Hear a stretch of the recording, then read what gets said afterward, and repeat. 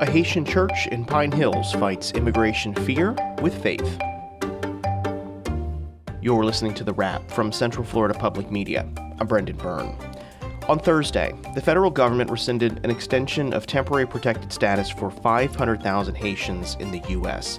Central Florida has the second largest Haitian immigrant community in the state, with 41,000 people who have fled the island's poverty and violence. But as federal and state authorities crack down on illegal immigration, many legal immigrants in the community are fearful that even their status may be precarious. At one church in Pine Hills, home to the largest community of Haitian immigrants in Central Florida, members are clinging to their faith as they are led by their pastor through this uncertain time. When there's a season of uncertainties and fear, people respond to that their own way. And my job is to reassure them that God is with them. The church has also been hosting Know Your Rights sessions led by local immigration attorneys. How Central Florida's Haitian community is reacting to new immigration policies. That's ahead on The Wrap. The big stories this week from Central Florida Public Media. But first, these news headlines. Governor Ron DeSantis formally announced several partnerships with Florida law enforcement agencies and the U.S. Immigration and Customs Enforcement, or ICE. DeSantis signed what's known as 287G agreements between the Florida Department of Law Enforcement, the Florida Fish and Wildlife Conservation Commission, and the Florida State Guard. The agreements with ICE give the state more power to enforce immigration policies and laws at the local and state level. FWC's Roger Young says the program will give the department additional training and the power to protect the state's borders. We will no longer have to wait for federal assets to arrive to help us with this situation and to transport individuals for processing. We, along with our state and local partners, will now be able to detect, detain, and then transport to be processed for deportation. In addition to these agencies, the Florida Department of Agriculture and the Florida Highway Patrol have also signed 287G agreements. A Central Florida lawmaker is proposing legislation that would ban water fluoridation statewide.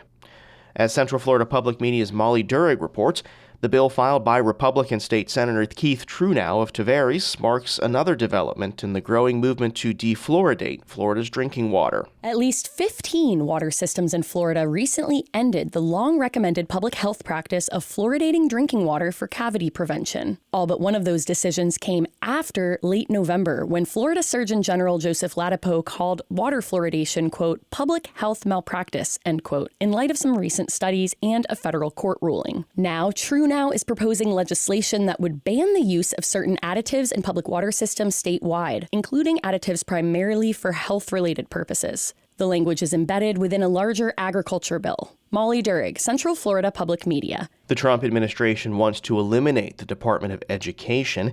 As WUSF's Carrie Sheridan reports, some are worried that could mean big cuts to schools in low-income areas, as well as programs for homeless students and children with disabilities. Sarasota School Board member Tom Edwards says he has asked Florida legislative leaders what they will do if those federal dollars go away. And I am told that regardless of what happens, those protections and funds would remain intact. A roadmap laid out by Project 2025 shows that many Department of Ed programs would be cut or transferred to other agencies. What money is left could go to the states in the form of block grants, which each governor can spend as they like. Supporters of public schools are planning to speak at tonight's meeting at the Sarasota School Board at 6 p.m. I'm Carrie Sheridan in Sarasota.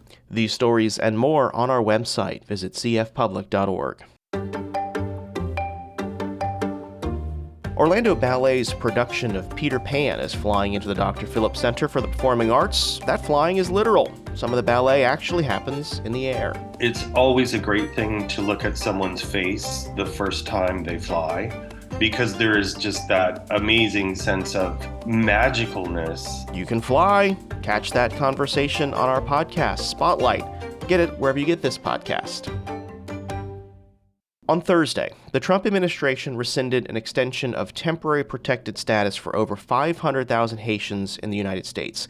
Central Florida has the second largest Haitian immigrant community in the state, with 41,000 people who have fled the island's poverty and violence. But as federal and state authorities crack down on illegal immigration, many here legally are fearful that even their status may be threatened. Central Florida Public Media's Rick Brunson recently visited a church that serves as a hub for the community to talk with congregants about their concerns. The sounds of joyful worship rise heavenward in English and Creole on a recent Sunday morning at the Kingdom Church Kreyol in Pine Hills, home to the largest community of Haitian immigrants in Central Florida. About 80 worshipers gathered to hear their pastor, David Pironneau, preach about the Bible's call for Christians to be graciously cordial when they're mistreated. In his sermon, Pironneau glides gracefully between English and Creole. The person that does you wrong, whether we like it or not, in the eyes of Christ, their soul still matters. Amen. That's why the way we respond matters. C'est pas nous qui mettons sur la terre. It's a message very much on the minds of his church members, many of whom are worried about their future in the face of the Trump administration's aggressive immigration enforcement policies. Those policies include eliminating temporary protected status, attempting to do away with birthright citizenship, and promises of mass deportations of people without documentation. With all the changes, members here in this Haitian community are now nervous about getting caught up in raids, even if they have legal status. Pironneau says he's brought in immigration attorneys to inform people in the congregation of their rights and to alleviate fear that is often generated by misinformation they see online. And my job is to reassure them that God is with them, that God already is aware of things. Nothing is outside of his control. It's a message that resonates with church member Marcia Jean-Mary, who has attended Kingdom Church Kreyol for 2 years. She's an educator at an Orlando charter school and teaches English to speakers of other languages, including Haitian children whose parents, like hers, are immigrants. I am someone who holds birthright citizenship, but even through the regular process, even if someone were to come here not illegally, the process of becoming a citizen or even a resident is so arduous and so difficult that there needs to be a lot of reform done. Jean-Mary says with protected status for asylees and refugees from perilous countries being paused or even swept away, many people she talks to in the church are afraid. The setbacks are enormous, and then on top of legislation that changes as they're coming in, and coming in with an opportunity, but then finding that opportunity being ripped away from them can be very hard. There's a lot of fear, immense amount of fear, even while you're holding on to your faith. But Monday is a reality. You know, after worshiping, you go out on Monday hoping that you're still able to have an opportunity to live freely. But even as protected status from the government hangs in the balance, congregants remind themselves through song in their native Creole language that someone greater protects them. Rick Brunson, Central Florida Public Media. That's it for The Wrap this week. This podcast is produced by Central Florida Public Media with assistance from News Director LaToya Dennis and Digital Director Ryan Ellison. I'm Brendan Byrne. This is The Wrap.